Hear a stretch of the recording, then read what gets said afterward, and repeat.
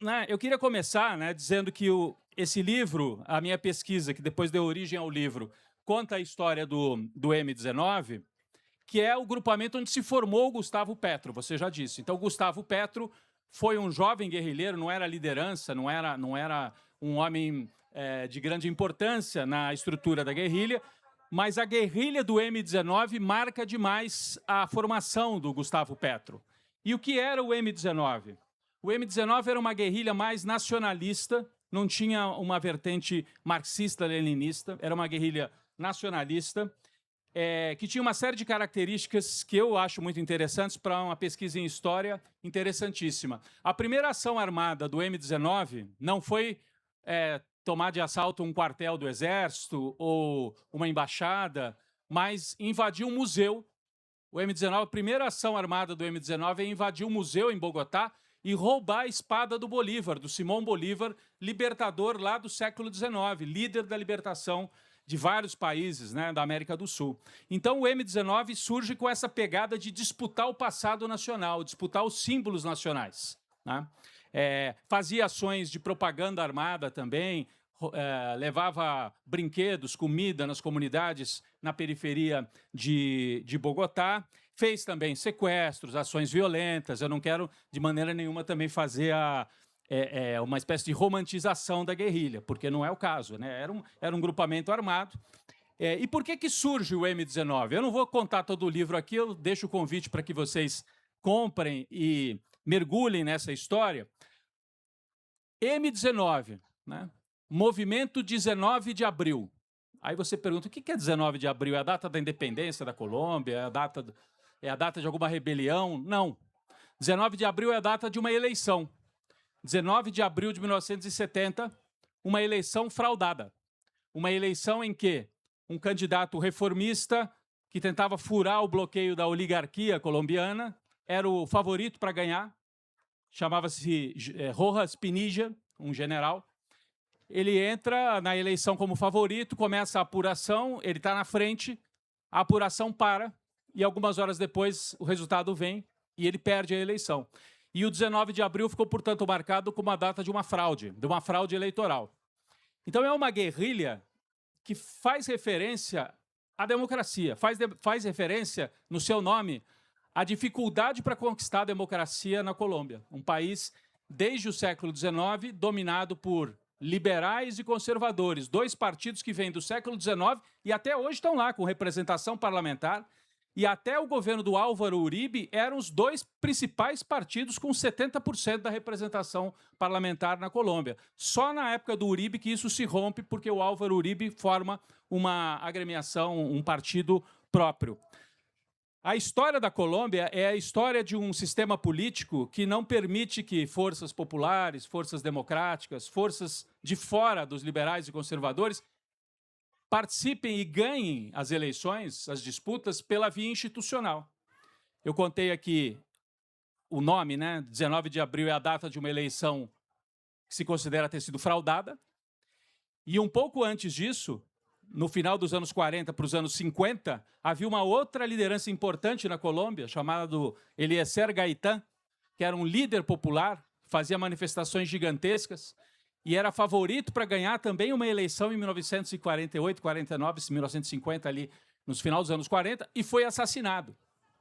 Foi assassinado, nunca se esclareceu totalmente, mas se supõe que pelos setores da oligarquia que não aceitavam que alguém de fora das oligarquias liberal e conservadora chegasse ao poder. Então, a história política da Colômbia no século XX tem esses dois grandes marcos.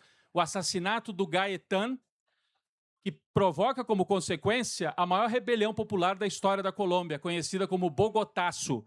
O povo se revolta com o assassinato de Gaitán, estamos falando de 1948, e arrebenta com o centro de Bogotá. É uma grande rebelião popular que dura 2 dias. Quem estava em Bogotá nesse dia é Fidel Castro, curiosamente, como jovem estudante, ia participar de um encontro em Bogotá, e estava em Bogotá para se encontrar com o Gaitán é assassinado e estoura a rebelião. Mas eu estou voltando para o passado e contando essa história para dizer que o M19 é uma guerrilha que escolhe ir para o caminho armado por dizer assim, o sistema político está bloqueado para nós. Ou matam ou roubam a eleição. Esse é o discurso deles. E eles vão 16 anos de luta armada, alguns momentos dramáticos, eu não sei, os mais velhos talvez lembrem, de um famoso episódio em que o M19 simplesmente invade a Corte Suprema no centro de Bogotá, toma de assalto a Corte Suprema, sequestra todos os juízes da Corte Suprema para negociar com o governo. E o governo manda as tropas e morrem mais de 100 pessoas dentro da Corte Suprema no centro de Bogotá. Então é uma história muito sangrenta também, uma história de muita violência, não é uma história que a gente possa romantizar, o objetivo não é romantizar a violência, né? É tratar da realidade o mais próximo possível, né, que a gente consiga se aproximar da chamada realidade. Aqui chegando o Cauê, da Autonomia, um abraço da editora. Obrigado, Cauê. O M19, então, eu conto a história desse agrupamento, mas é um livro também que permite a gente mergulhar na história da Colômbia. Por isso que não é um livro simplesmente sobre o M19. É um livro que, ao estudar o M19, mergulha no passado de violência da Colômbia. A gente retoma esses episódios do século XX e episódios do século XIX. Por quê? Como eu disse, o primeiro ato do M19 é roubar a espada de Bolívar. Portanto, eles trazem o século XIX para o presente o tempo todo. E dizem assim: a espada de Bolívar está agora, a partir de agora, a serviço da Revolução. O que isso tudo tem a ver com o Gustavo Petro? Bom, essas ideias, essa maneira de agir nacionalista, com capacidade de dialogar com o povo, porque é uma esquerda que, o M19, eles até diziam, a gente quer falar menos de marxismo, menos de socialismo e mais das questões concretas, das questões do dia a dia dos colombianos e da história. É mais fácil falar de Bolívar do que falar de Mao Tse-tung ou de Lenin. Então, eles eram uma guerrilha que escolheram esse caminho. Isso tudo está na trajetória do Gustavo Petro. Ele não renega nada disso, o atual presidente colombiano. Ao contrário, eu até tenho aqui na capa, né, a fotografia do Gustavo Petro quando toma posse, ao tomar posse como presidente em 2022, ele fala assim: me tragam aqui a espada de Bolívar. Eu quero tomar posse carregando a espada de Bolívar no meu primeiro ato público. E o exército diz: não vamos te entregar a espada de Bolívar. Ele diz: eu sou o novo presidente, me tragam a espada. E aí há um momento ali de tensionamento no dia da posse dele, porque o M19 havia roubado a espada, ficou com a espada durante 16 anos e depois devolve, quando assina o Tratado de Paz, em que eles voltam a atuar institucionalmente.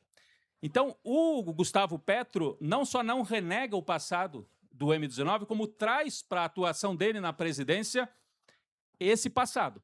Então, eu acho que percorrer essa história, que, além de tudo, é cheia de curiosidades, de lances inusitados. O M19, por exemplo, além da primeira ação ter sido invadir o museu, alguns dias antes de invadir o museu, eles fazem uma campanha publicitária nos jornais para se apresentar para o público. Em vez de lançar um panfleto, eles fazem uma campanha publicitária que parecia que estava sendo lançado um remédio novo no país. Era já chega, M19, parasitas, M19. E ninguém entendeu o que era, até que eles roubam a espada e falam: aqui estamos nós. O M19 é uma guerrilha que vai lutar para resgatar a independência colombiana. Então, a trajetória do Gustavo Petro está muito atravessada por essas histórias. O livro não é um livro sobre o Gustavo Petro, não é um livro que tem nenhuma pretensão de trazer a biografia dele na guerrilha, até porque, como eu disse, a ação dele na guerrilha não foi uma ação importante. É mais interessante estudar como que o M19 influenciou o Petro, porque essas ideias todas estão muito, no meu entendimento, muito presentes, inclusive no governo dele, né? E na capacidade dele de comunicação, essa ideia de que você tem que estar o tempo todo disputando a comunicação, sabendo conversar com o povo, lidando com os símbolos, não só com os símbolos tradicionais da esquerda, mas com os símbolos nacionais. Essa ideia de trazer o Bolívar, trazer a espada do Bolívar, eles recuperavam heróis nacionais da história, né? Então, tudo isso está aqui no livro, com documentos. Eu fui buscar os documentos, os panfletos, os jornais, os discursos, e também a bibliografia, que na Colômbia é razoavelmente grande sobre o M19 e no Brasil é inexistente. No Brasil tem pouco material, não só sobre o M19, que é algo específico, tem pouco material sobre a própria Colômbia, né? Tem pouca biografia. Depois, o Maringoni, que é um estudioso, né, das relações internacionais, e a Amanda, que também fez o doutorado, mestrado nesta área, podem trazer aqui um complemento. Mas eu queria, então, numa primeira conversa, trazer isso aqui, que eu acho que esse livro ajuda a cumprir o papel de trazer mais informação sobre um país que é tão importante geopoliticamente, né? A gente está vendo agora a disputa, segundo turno na Colômbia, uma disputa dramática entre a esquerda e a extrema-direita, né? É um país pouco conhecido, importante, com uma fronteira enorme na Amazônia brasileira, com uma tríplice fronteira com o Brasil, Peru, Brasil, Colômbia, ali na região de Letícia, do lado colombiano, e Tabatinga, do lado brasileiro, e uma outra tríplice fronteira um pouco mais para cima com a Venezuela, Colômbia, Venezuela e Brasil. Então, é um país pouco conhecido, muito estigmatizado, né? O que se estuda é muito a questão, a guerrilha é narco-guerrilha, né? Muita gente na mídia tenta reduzir a violência colombiana. Isso não é nem guerrilha, isso é uma guerrilha do narcotráfico.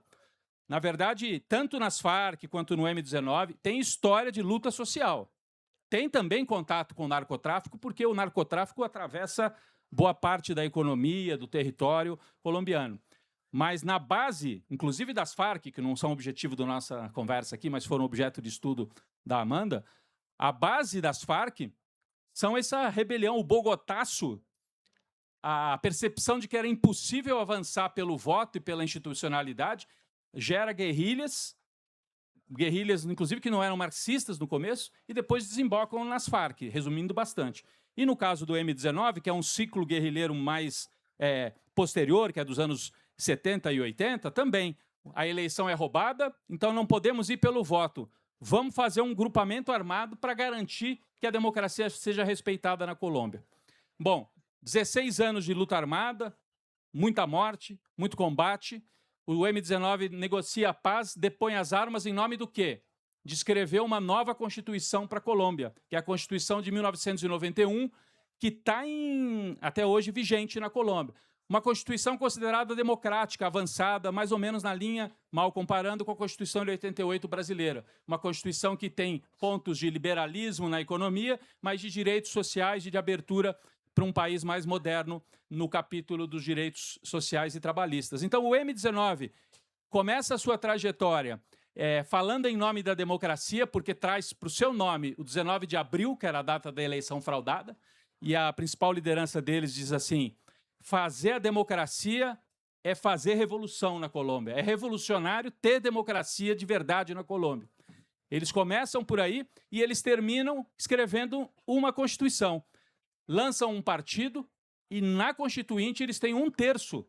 Eles conseguem dividir com o Partido Liberal e com o Partido Conservador, e na Constituinte de 91, o M19 tem 1/3 da Assembleia Constituinte. Lançam um candidato a presidente um pouco antes, o último líder guerrilheiro, chamado Carlos Pizarro. Começa a campanha eleitoral e ele é assassinado dentro de um avião. Um episódio também que mostra o grau de violência que a gente costuma ter nas disputas colombianas. Então o M19 entrega as armas, topa ajudar a escrever a Constituição, lança candidato a presidente, ele é assassinado com 1 mês de campanha. Lança outra candidatura que tem 15% dos votos. Então, foi uma força política ali naquele momento importante, depois se dissolve como força única, mas as suas lideranças se espalham aí. E o Petro, trazendo essa tradição toda, acaba depois sendo eleito para o parlamento, eleito prefeito de Bogotá e, por fim, presidente, carregando em boa parte essa história que está colocada aqui. Eu não falei muito do presente, eu sei que tem muita gente preocupada certamente com o que vai acontecer na Colômbia no segundo turno. Eu acho que o Maringoni vai poder trazer um pouco mais para a gente debate um pouquinho mais aí para frente. Eu não sei quanto tempo que eu já falei, Amanda, eu perdi até a noção aqui da 15 minutos, então acho que está bom para a gente não alongar muito, né? Então faço o convite para o povo que queira conhecer mais dessa história, comprar o livro. Eu acho que tem alguém da editora que está vendendo por aqui, se as pessoas quiserem adiantar e comprar. Já está lá atrás aqui dessa parede branca. Comprar o livro e depois a gente assina, quem tiver interesse. O convite é esse. É um mergulho na guerrilha, no M19, mas um mergulho na história política recente da Colômbia, um país fundamental na disputa geopolítica aqui da América do Sul. Obrigado. Excelente. Bom, gente, vamos comprar o livro. Esse livro é um convite a se apaixonar pela Colômbia, que é algo difícil de se levar pela vida, mas a Colômbia é esse lugar do extraordinário. Da mesma forma que existe muita violência, existe muita resistência, muita criatividade, muita inteligência. Então, é espetacular acompanhar toda essa complexidade.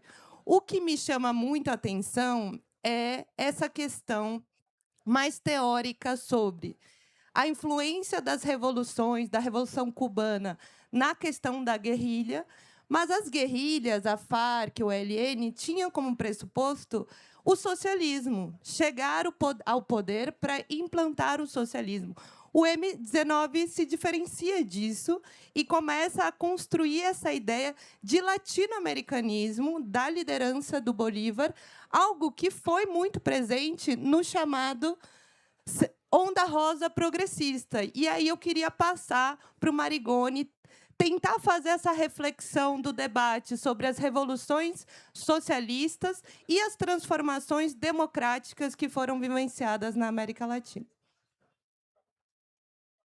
Muito obrigado. Boa tarde a todas e todos. Boa tarde, Amanda. Boa tarde, Rodrigo. Muito obrigado pelo convite. É uma honra estar aqui nesse lançamento do livro do Rodrigo, que é uma maravilha.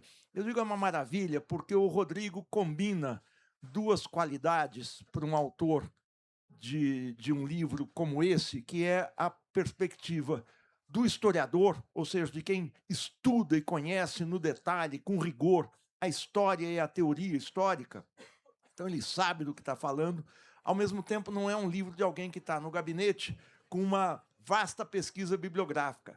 O lado repórter do Rodrigo, aliás, a reportagem é a parte nobre do jornalismo, é aquele que amassa o barro, vai atrás, se embrenha atrás de fontes, se vê frente a várias opções, tem que tomar algumas, e calçado nessa experiência empírica de quem vai atrás, como ele fala. O Rodrigo é um repórter que tem, acho que, mais de 30 anos de profissão, um pouquinho mais. Eu conheço o Rodrigo há 20 e poucos, então ele tem essa trajetória, uma trajetória brilhante, que vocês conhecem, e a síntese é esse livro.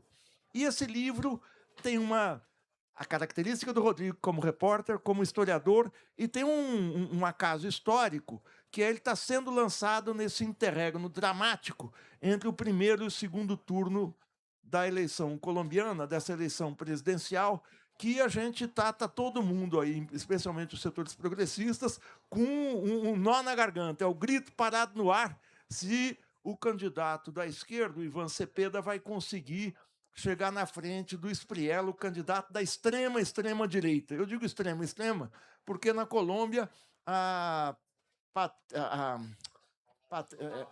Paloma Valência, eu ia falar Patrícia Paloma, a Paloma Valência é a extrema-direita uribista. Então, a Colômbia tem duas extremas-direitas, surgiu um mais extremado ainda. Mas eu quero focar um pouquinho mais nessa questão da história da Colômbia, porque a Colômbia é a terceira economia da América Latina. Primeiro é o Brasil, segundo é o México, e terceira é a Colômbia, que passou a Argentina já faz algum tempo. Então, é um país muito importante. É um país com uma história política extremamente violenta, num continente em si já violento. O Rodrigo conta aqui essa história do Gaitán. O Gaitán, em 1948, é assassinado, um candidato a presidente da República, mas, além dele, mais 4 candidatos a presidente da República, de lá para cá, foram assassinados em plena campanha.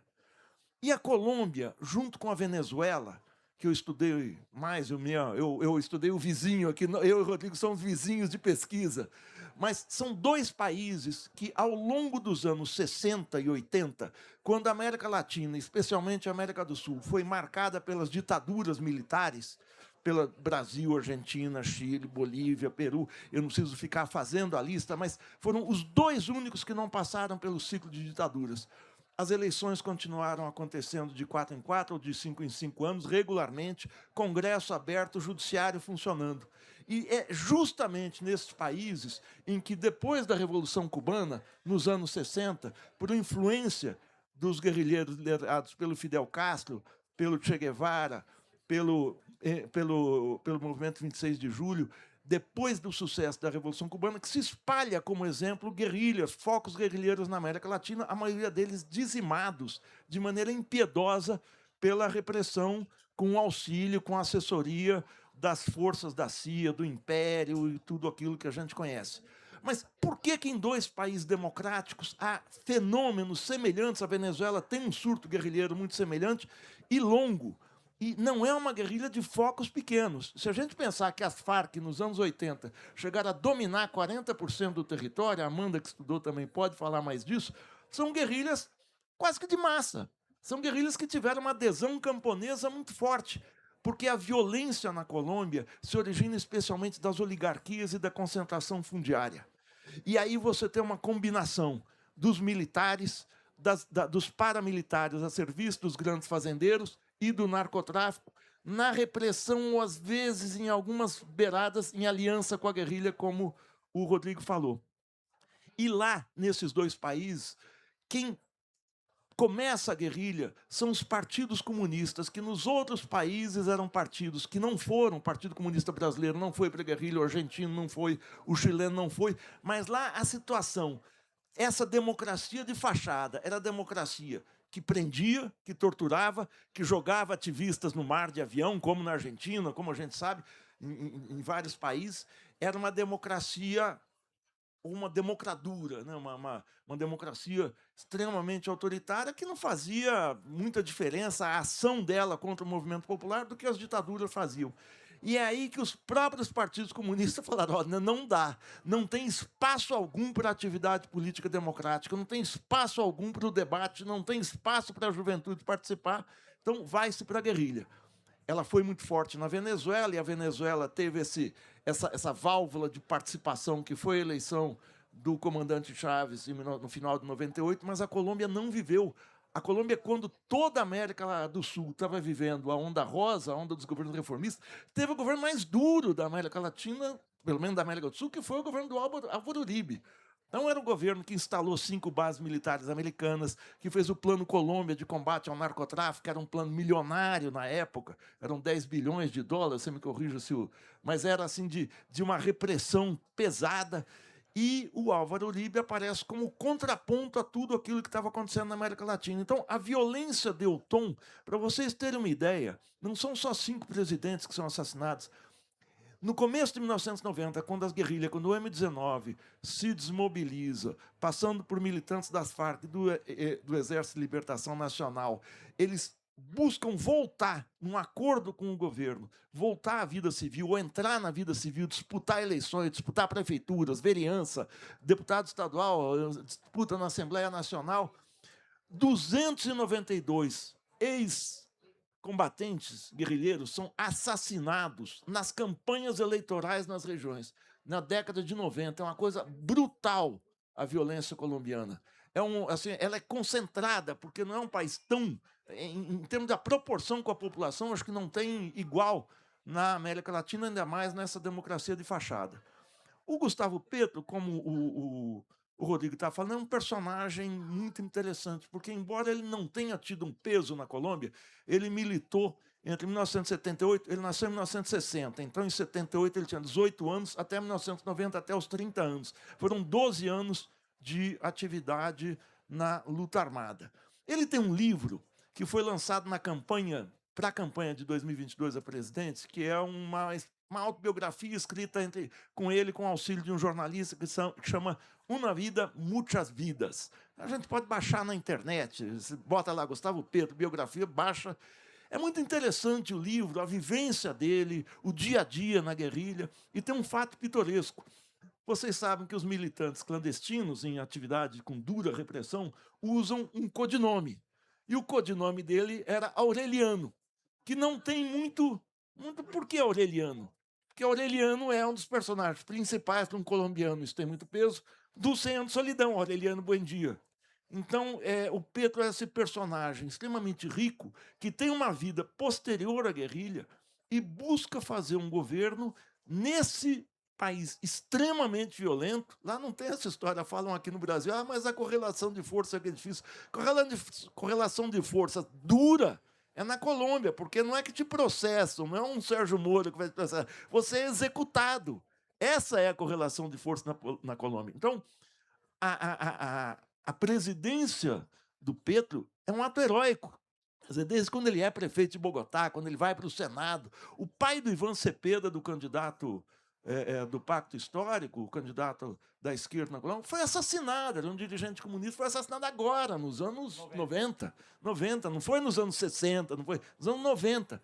Então, esse país extremamente violento merece desse trabalho, que eu acho uma joia mesmo, um livro, eu digo, inédito em informações aqui no Brasil. Porque escolher a espada do Bolívar, eles transformam a espada do Bolívar no símbolo.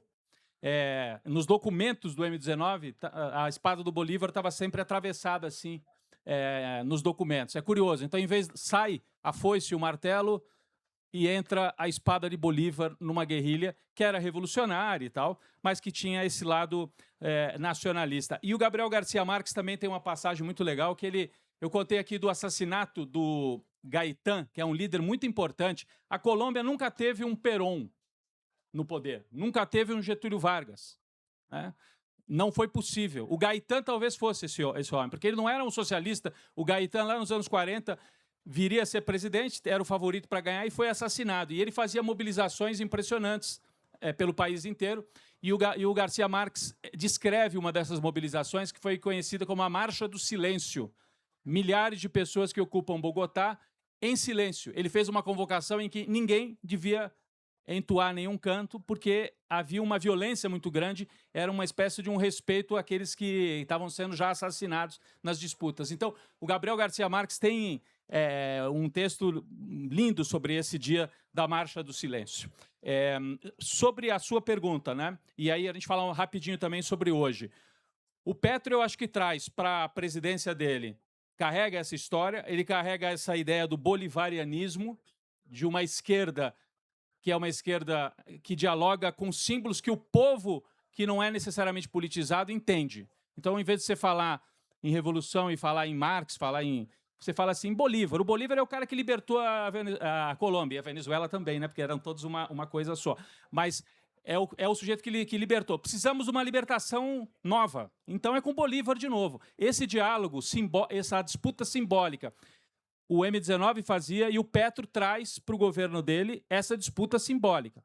Traz também uma capacidade de comunicação popular fortíssima, porque ele é um cara que tem até um jeito meio assim informal, se veste de maneira menos formal do que os presidentes anteriores, fala às vezes de um jeito que a elite colombiana fica possessa, porque ele escreve, ele fala palavrão às vezes, né? Tem uma coisa parecida com Lula nesse ponto, assim, escapa, fala de um jeito menos formal, e a capacidade de mobilização e de disputa política permanente. Disputa política e disputa de comunicação permanente. Acho que são características, além das questões objetivas, né? Melhoria do salário mínimo, mudou as leis trabalhistas, chamou o povo para a rua para fazer o enfrentamento com as instituições. Falando sobre hoje, que acho que é importante, depois passo para o Maringoni também falar um pouco sobre esse segundo turno. As informações que eu tenho de lá não são muito animadoras, né, de amigos que estão lá pela Colômbia. O que acontece? O Cepeda teve uma boa votação, ele teve até mais votos do que o Petro em 2022. Né? Ele teve 41% dos votos, em números absolutos, mais votos do que o Petro. Só que, em 22, a direita estava mais dividida. E agora o que aconteceu? Primeiro, a direita do Álvaro Uribe, que é esse presidente de extrema-direita, mas de uma direita tradicional, se esvazia na véspera da eleição do primeiro turno, a candidata dele, a Paloma. Extrema-direita moderada. A extrema-direita moderada, o Uribe, mais ou menos isso. Mas o Álvaro Uribe se esvazia e todo o eleitorado de direita se concentra nesse Abelardo de la Espriella, que faz aquele discurso que nós conhecemos aqui.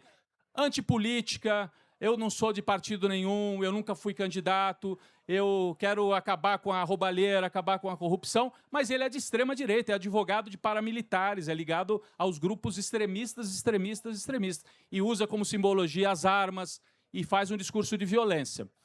O Cepeda não tem, me parece, a mesma... O Cepeda é o candidato do Petro, e para quem não sabe, Na Colômbia não há reeleição, só há um mandato. No passado havia, né? Que o Juan Manuel Santos foi eleito, foi reeleito, o Uribe também. Mas não há reeleição. O Cepeda é um quadro político da maior qualidade, uma pessoa de esquerda, um intelectual, mas me parece, olhando assim, que ele não tem a mesma capacidade de comunicação popular que o Petro, né? Mesmo assim, teve 41% dos votos num país com as características que o Maringoni estava aqui ajudando a gente a compreender também. Então, não é que ele tenha sido mal votado. O problema é que a direita concentrou já os votos no Abelardo de la Espriella no primeiro turno e tem pouco manancial para o Cepeda crescer. Não é impossível ganhar, porque o Petro, na outra eleição, teve 40%, a direita, os dois candidatos juntos, tinham mais de 50%, e o Petro conseguiu conquistar votos conservadores aqui e ali, ganhou no segundo turno de 2022. Não é impossível, mas há uma conjuntura complicada, porque o Petro e o Cepeda se prepararam para enfrentar a direita tradicional uribista, e de repente estão enfrentando alguém que diz: eu sou de fora do sistema. Então, é mais complicado, é uma campanha mais difícil, é uma campanha em que você tem um candidato, o Cepeda fala de um jeito assim mais tradicional, articulado, um homem que, quem conhece diz, é um sujeito valoroso, corajoso, cujo pai foi assassinado. O pai do Cepeda era militante do Partido Comunista Colombiano, então o Cepeda vem daí, o candidato do Petro. O pai era militante do Partido Comunista, foi assassinado, e o Cepeda se cria em meio a esse medo e como militante de direitos humanos também, até pela história pessoal de ter o pai assassinado. É uma história dramática, a morte do pai do Ivan Cepeda. Então, nós temos essa disputa que está, eu diria, mais favorável agora à extrema-direita, mas não é impossível. E se alguém pode ganhar essa eleição, é o Petro, pela capacidade de comunicação que ele tem com o povo. Por isso que eu acho que o lançamento desse livro também dialoga muito com essa figura.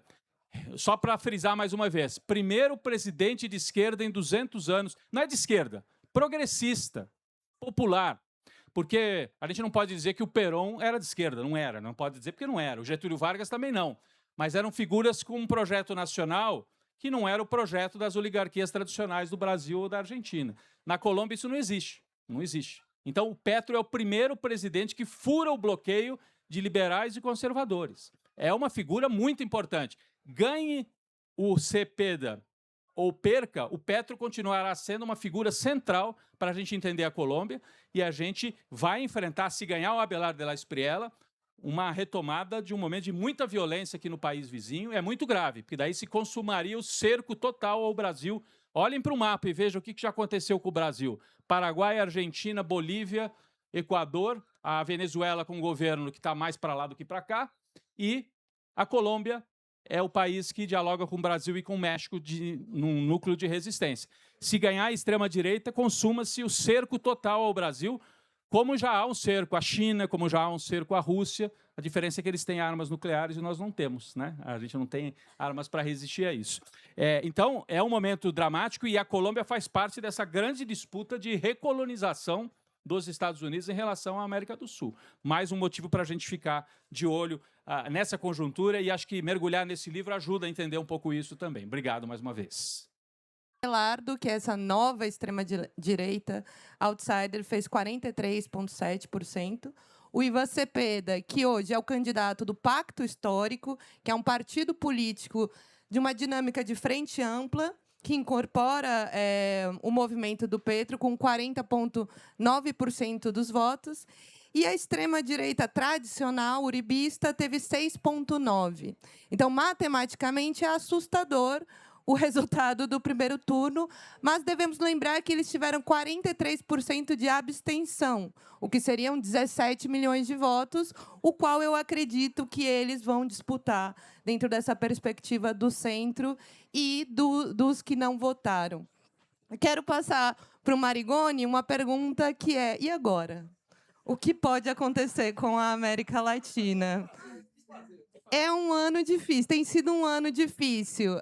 O primeiro semestre, nós precisamos entender o que acontece na Colômbia, porque no segundo semestre seremos nós. E os métodos, ataques serão os mesmos. Então, a pergunta é simples: e agora? É a tradução do que fazer, né?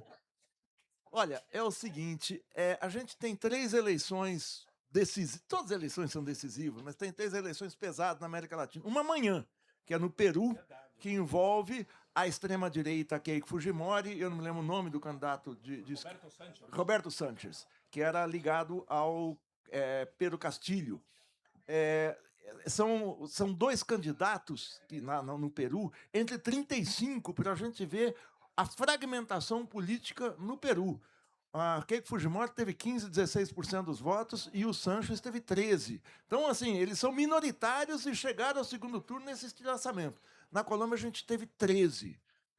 Também fragmentado, mas se a gente pensar que no Brasil, aqui em 1989, quando voltou a democracia, 90% de vocês aqui não era nascido em 89, mas a eleição do Lula com o Collor, a gente tinha também 10 ou 12 candidatos. O problema na Colômbia, em especial nesse segundo turno, é a conjuntura da extrema-direita. A gente passou a ter, desde a eleição do Bukele em El Salvador, aqui um pouco antes da pandemia, uma extrema-direita que sempre esteve presente, o Álvaro Uribe é extrema-direita, os generais brasileiros eram extrema-direita, mas a gente passou a ter uma extrema-direita mais violenta e uma extrema-direita performática, um fascismo pop, que são personagens como o Bukele, que transformou El Salvador num país-prisão, você tem mais de 1,3% da população encarcerada, a propaganda da brutalidade dá votos, a gente sabe que o Tarcísio, aqui em São Paulo, ganhou votos com aquela operação que ele fez no Guarujá, na Baixada Santista. O Milei, que eu não preciso falar o que é outro que se coloca como um outsider, como alguém que vem de fora, mas, mais do que tudo, essa figura ela é exuberante no mau sentido. Então, você pega, mistura o Bukele com o Milei, com o Bolsonaro, que é outro, bota no liquidificador e acrescenta tempero de Trump. É outra conjuntura. Na eleição de 2022, não tinha o Trump no governo, era o governo Biden. Claro, é o império, mas não com esse grau de interferência que a gente tem agora, com possivelmente essa interferência sendo feita a partir do Equador, a partir do governo Noboa. Então, esse segundo turno envolve uma tensão extrema, porque o ambiente geral do continente foi para a direita. Agora, a Amanda colocou algo fundamental, a alta abstenção. Quando o Petro se elege em 2022, ele também chega em segundo lugar, e aí o que ocorre é que a abstenção do primeiro para o segundo turno se reduz, justamente porque o Petro foi capaz de fazer uma campanha que empolgou a população, e aqueles que não foram votar, achando que vai ser mais do mesmo, perceberam que não era mais do mesmo. A expectativa na Colômbia não é disputar os que foram votar, porque esse voto está mais ou menos consolidado. A extrema-direita, as duas extremas-direitas vão se juntar, e se a gente fizer a conta aritmética só, perdeu a eleição. Só que a política não é isso. A política é o embate. A política é conseguir sensibilizar uma parcela. A diferença não foi grande. O Espriella teve 43,7% e o Cepeda 40,9%. Então, dá uma coisa menos do que 3%, que dá para você... É possível virar o jogo, não é uma coisa que está dado, acabou. Não, é algo que está em disputa. A gente precisa ver, a capa da Economist dessa semana é muito interessante, é uma reportagem semelhante a uma que saiu essa semana, não me lembro se no Wall Street Journal ou no New York Times.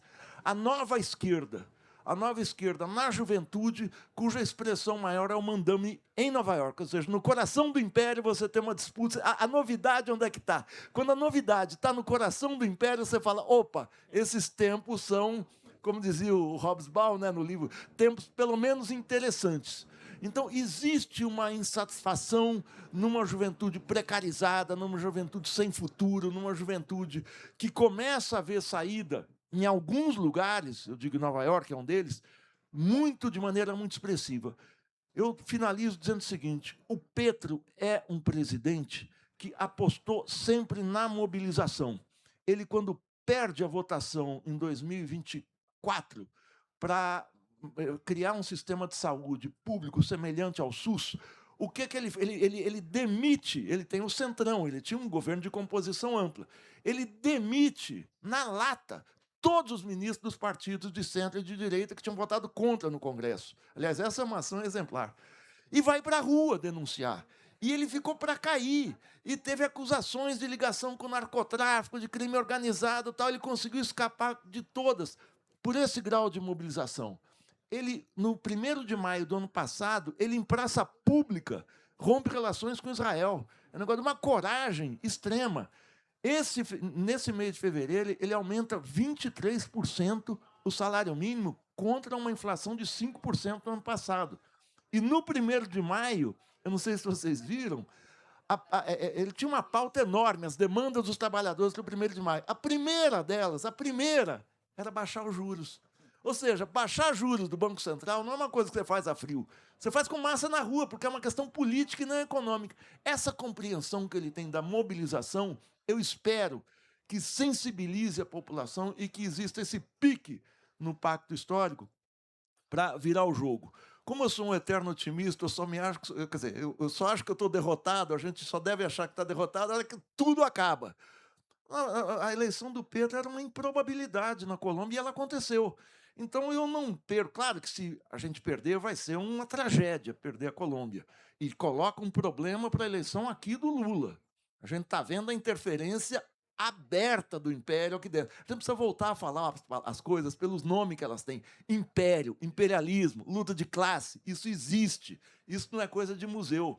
Museu está a espada do Bolívar, que tem um significado presente muito grande. Eu termino dizendo o seguinte, a Colômbia é um país extremamente curioso.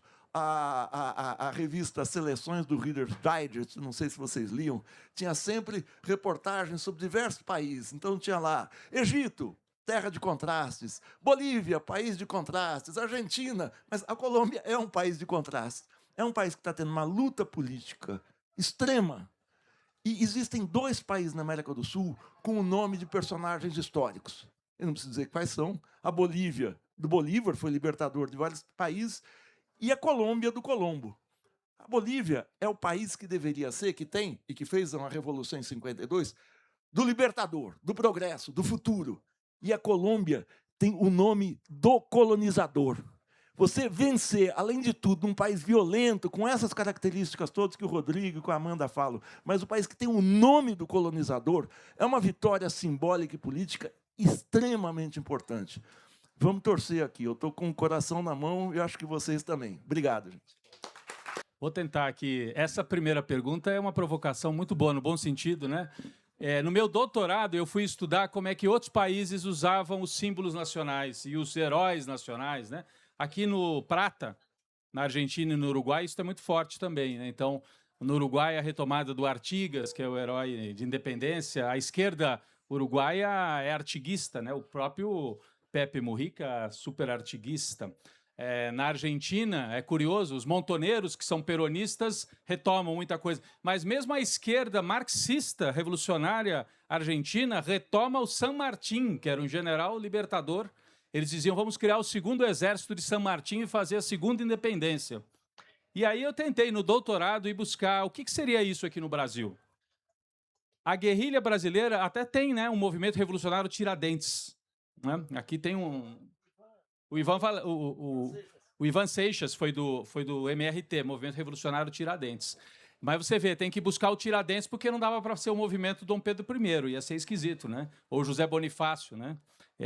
Da independência. Então, aqui no Brasil, não que não tenha havido disputa, tem todo um estudo sobre a independência brasileira que mostra que houve muita disputa popular, mas que acabou sendo hegemonizada por uma elite luso-brasileira e fez o projeto que a gente conhece no Império. Não vou aqui entrar nesse debate, que é um debate muito complexo também. Não quer dizer que a independência brasileira não teve disputa e não teve luta. Mas essa simbologia é mais complicada aqui no Brasil. O Maringoni aqui do lado até me dizia, quem sabe o símbolo, a espada de Bolívar no Brasil é o revólver do Getúlio. Não sei, porque daí seria um suicídio, né? Eu acho que não é um bom símbolo, né? É melhor um símbolo de... Então, a Carta Testamento. Essa sim, eu acho que é o documento brasileiro, é a Carta Testamento. É o documento para a gente entender todas as disputas no Brasil até hoje, é a Carta Testamento, né? Sobre o companheiro que perguntou sobre a Colômbia, né? E que é colombiano, Rubem, né? Muito bem-vindo, Rubem. Assim, a Amanda me disse que você já está há alguns anos aqui e tal, né? De fato, né? A vítima nessa campanha, foi uma vítima, foi um candidato da direita. Não é um caso muito bem esclarecido até hoje, né? As circunstâncias, o que exatamente provocou a morte. Não era um candidato que seria favorito para ganhar também, né? Era um candidato dentro da direita menor, entre aspas, mas uma violência absurda, você pensar que foi executado. Em 91, que foi o momento que o M19 entrega as armas e vai para a disputa, como eu já disse aqui, o Carlos Pizarro, que era o líder, candidato a presidente, foi assassinado dentro de um avião, na campanha presidencial. E mais 1 ou 2 candidatos foram mortos também em 91. Então, a Colômbia tem uma tradição, se é que a gente pode usar essa palavra, tem uma sina, ou tem uma história de violência absurda nas campanhas, né? Eu não tenho realmente uma explicação. Dessa vez, a vítima foi pela direita, não tem uma circunstância muito bem delimitada. No passado, a violência foi quase sempre jogada para evitar que lideranças de esquerda crescessem e pudessem colocar em risco esse domínio da oligarquia colombiana. Mas queria aproveitar esses últimos minutos aqui para agradecer a presença. Estou vendo vários amigos aqui. Obrigado pela presença de tanta gente. O Giba, meu colega, foi com ele que eu fui para a Colômbia a primeira vez para a gente pesquisar os brasileiros que tinham entrado nas Farc. Ele me levou para lá, a gente se enfiou no San Vicente del Caguán, no meio de um lugar. O povo fala, vocês são loucos, seus brasileiros, você vem aqui sem conversar direito. Mas depois a gente conversa melhor sobre essa história. Mas, então, eu queria agradecer demais. É uma história longa de pesquisa, de curiosidade em relação à Colômbia, transformada primeiro numa pesquisa acadêmica e depois num livro que eu deixo aqui mais uma vez o convite para vocês, que é um livro que tem a pretensão de ajudar a entender também um pouco do presente, iluminando também um pouco o passado recente colombiano. Obrigado. Não sei se... A questão da espada do Bolívar é muito importante, porque a leitura que se faz da história determina o presente e o futuro. Eu lembro que eu fui diversas vezes à Venezuela, assisti incontáveis discursos do Chávez, e o Chávez, em todo o discurso, se referenciava no Bolívar, na infância do Bolívar, no cavalo do Bolívar, nas batalhas do Bolívar. Parecia que o Bolívar tinha vivido 200 anos, porque sempre tinha uma história nova, uma história nova, uma história nova. E essa história de você recuperar o passado, o Fidel tem um Martí. O próprio Trump, ele pega o McKinley, ele pega os presidentes americanos, o Monroe, ele recupera a história pelo lado dele. Então, eu detesto a palavra, ressignificar a história ou reconstruir a história de acordo com o ponto de vista é muito importante. A Marilena Chaui está lançando um livro que ela fala dos símbolos históricos. Ela lançou em 2000, eu não me lembro o nome do livro, me ocorreu agora, mas ela está relançando sobre essa importância de você retomar o mito fundador da nação. Esse mito fundador é que dá sentido à luta. Existe um livro de um estudioso venezuelano, Germán Carrera Damas, que nunca foi lançado aqui no Brasil, que você leu, que aliás, é uma sugestão ao Cauê da autonomia literária, é El Culto a Bolívar, que ele estuda como é que você pega um personagem histórico, recoloca ele no presente, faz uma leitura dele, tanto pela direita, como os governantes reacionários da Venezuela fizeram, como pela esquerda, como o Chávez fez. Então, você recuperar a história e colocar a sua ação como parte de um veio, de um caminho que está sendo buscado há 100, 200, 300 anos, é muito importante. E isso o Pedro faz com essa questão da espada Bolívar. Bom, gente, eu só tenho a agradecer aqui. Repito, foi uma honra. Agradeço a Amanda, agradeço ao Rodrigo. Leiam, comprem, divulguem, que o livro do Rodrigo é muito importante mesmo. Muito obrigado. Obrigado. Vamos comprar A Espada de Bolívar, Democracia e Revolução na Colômbia. Encerramos aqui esse importante lançamento. Quero agradecer a Autonomia Literária, o livro está lindo, além de tudo. E também fazer um merchan que o nosso amigo colombiano tem um café colombiano maravilhoso ali no centro de São Paulo. Um ótimo lugar para a gente dar continuidade a esses debates. Obrigada.